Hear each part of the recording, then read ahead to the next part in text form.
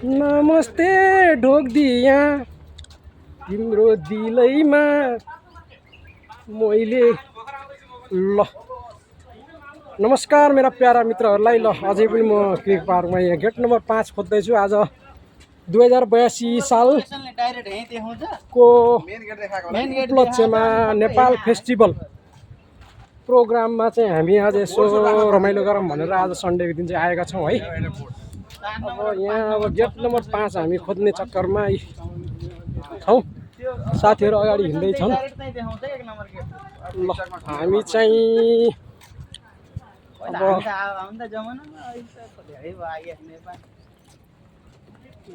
अब यस्तै छ।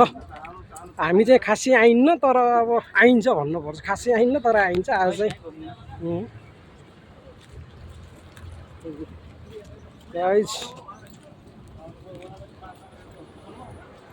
दुबईको सुन्दर सहर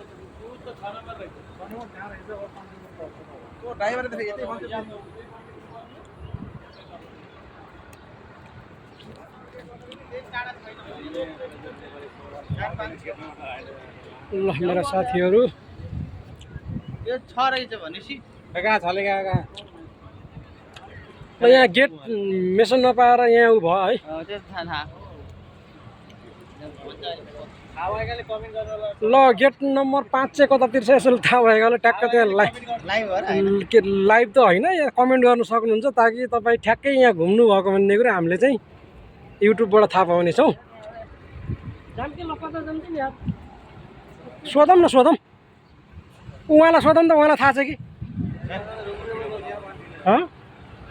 नेपाली नि हो। कता गेट नम्बर गेट नम्बर कता आइछ? यही गेटबाट जाँदा हुन्छ, जता भए पनि एउटै यही पार्क हो, यही भित्र हो।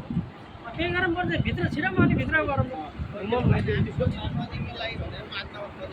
5 नम्बर चाहिँ राम्रो उ हो अरे गेट चाहिँ। 5 नम्बरबाट त्यहाँबाट चाहिँ बल्ल ताल मिल्छ अरे क्या। होइन होइन सुर र तालको लागि 5 नम्बरबाट टक्क गयो भने खासै 5 नम्बरै हो अरे क्या उसको लागि चाहिँ। हामी आइरहने मान्छेहरूले भनेको अब हामी त अब उताबाट छ, अब यत्रो हिँडेर बाहिर रोड जाने बाहिर निक्लिनु पर्छ। ए हामी यता आइसक्यौँ त्यस कारणले हामी यहाँ छिर्दा राम्रो त्यो पनि हो। ल ल साथीहरू हामी फाइनल्ली हामी गेट चाहिँ पत्ता लागेका छौँ है। फाइनल्ली गेट पत्ता लागेका छौँ। हामी यहाँ 5 नम्बरमा नगइकन 6 नम्बर गेटबाट हामी छिर्ने उमा आइयो है। आखिरमा हामी यहीँ रनभुल्ल परेका रहेछौँ। ल हेर्नुहोस्, नेपालमा पनि यस्तै पार्क बनाउने हो भने कति पर्यटनहरू आउँथ्यो होला। यो कुरा चाहिँ हाम्रो नेपाल सरकारले बुझ्नु जरुरी छ, आजको आवश्यकता हो। म नेपाल सरकारलाई यही दुबईबाट भन्न चाहन्छु। तपाईँ के भन्न चाहनुहुन्छ नेपाल सरकारलाई भन्नुहोस्। ल